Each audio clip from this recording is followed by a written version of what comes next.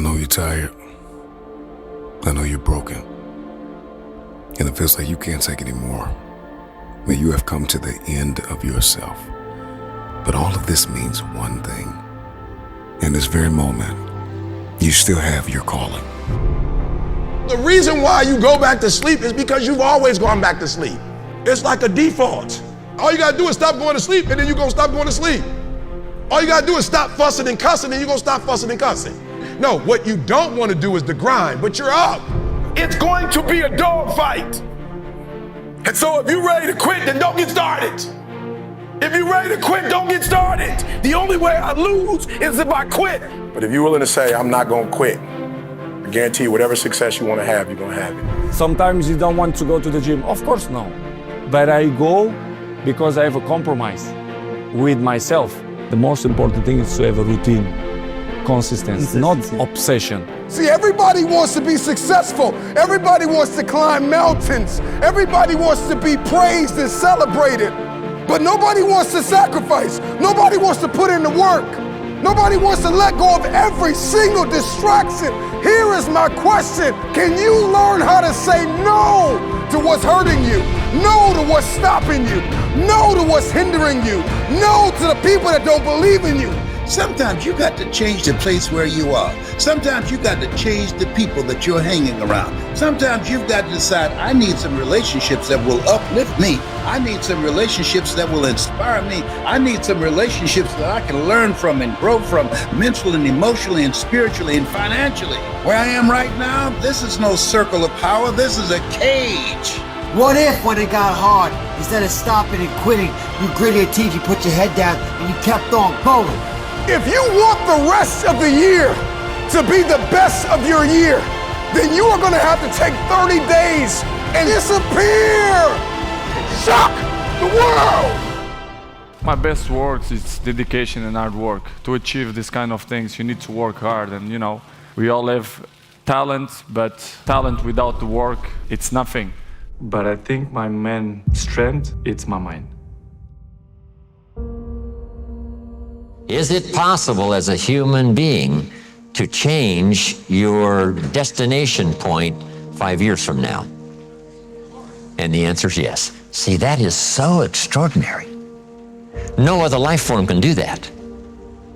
Pick a different destination in 5 years and start making plans and learn the skills and accept the disciplines and the teaching and the training and the consistency of effort and just start going in a new direction. And in 5 years from now, wind up at a totally different place than where it was assumed you were going to arrive with the old plans.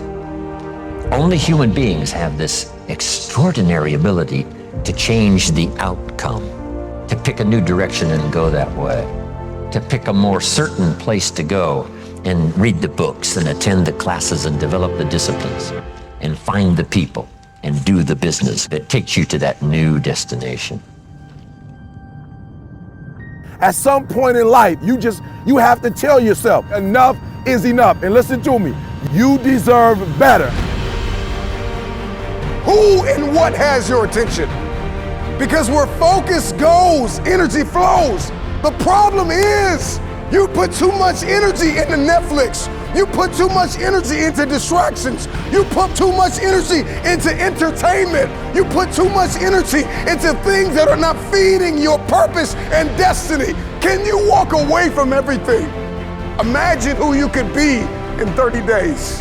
There's no shortcut, no hack. There is no other way around it. If success is what you're chasing in this life, real legacy level success, you must unapologetically be obsessed with the process. So what you have to decide is, are you gonna keep being the 99% or are you ready to be a part of the 1%? Because it doesn't make a difference where you come from, high school dropout.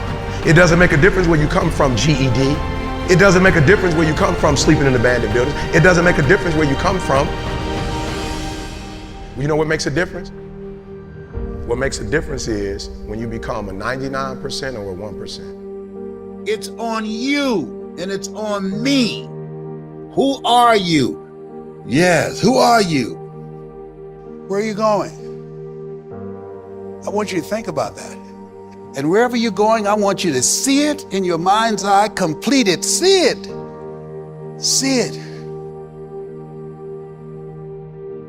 Where are you in your life? When you look in the mirror, do you see the person you thought you would be at this point in your life? This life that you're seeking, it's uncommon, it's different, and sometimes it's lonely. They looked at the most successful men and women of the world, and one of the things they all had in common was a routine. They are obsessed with their routine. They don't have a gap of wasted time in their routine. You know, I realized the reason why I'm so successful and the reason why I don't get in trouble like I used to when I was younger is because when I was younger, man, my schedule had so many gaps in it.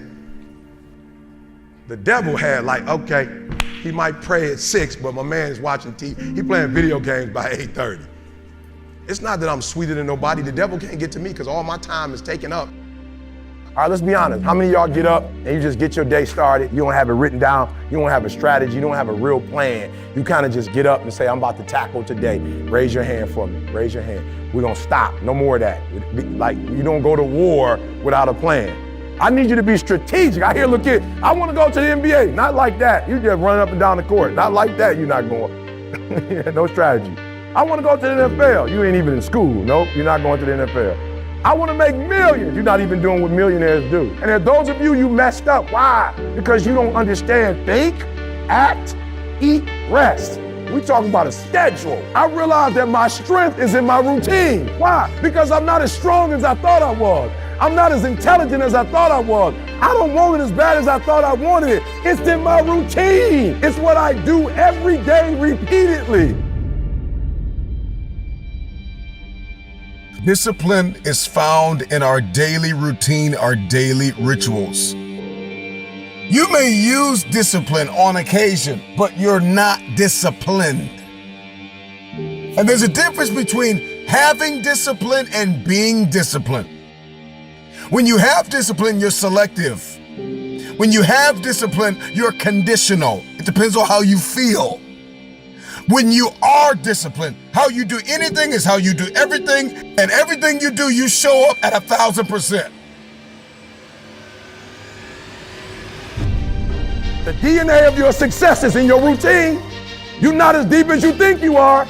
You gotta find a routine. I'm getting up at 3 and stick with it. I'm getting up at 5 and stick with it. Yeah, out of 365 days, you're gonna have a bad day or two, but I'm trying to tell you, the strength is in the routine. Find a routine and stick with it. A wise man once said, conquer yourself. This is wrapped up in dedication. We have to get dedicated. Conquer yourself. Once you've unlocked those daily routines, those daily rituals that you stay committed to, the game's gonna change. The only way you're gonna get dedicated is if you eliminate all distractions. Can you disappear for just 30 days? And you gotta be so dedicated that every distraction gets blocked out. You gotta learn how to turn your phone off, turn the technology off. When the speech is over, when the moment is done, you gotta learn how to eliminate all distractions. You know, we go through life looking at life at such a surface level. But if I ask you, are you living your life today at the full capacity that you think you should live? Are you really happy? Are you really fulfilled? So I wake up early in the morning. I wake up 4 o'clock in the morning. The reason why 4 o'clock in the morning is because, man, it's a struggle waking up at 4 o'clock in the morning. It's not, it's not easy. And I still want to be challenged. So it's always climbing that hill, climbing that mountain every day. Step by step, we climb the mountain to the top every day. I throw my body in cold plunge right off the bat within the first 10 minutes when I wake up. Imagine how foggy your brain is when you're waking up. You got to boot up that brain. And that's what Tony Robbins talked about, was your brain is a computer. You got to boot it up. How do you boot up the brain?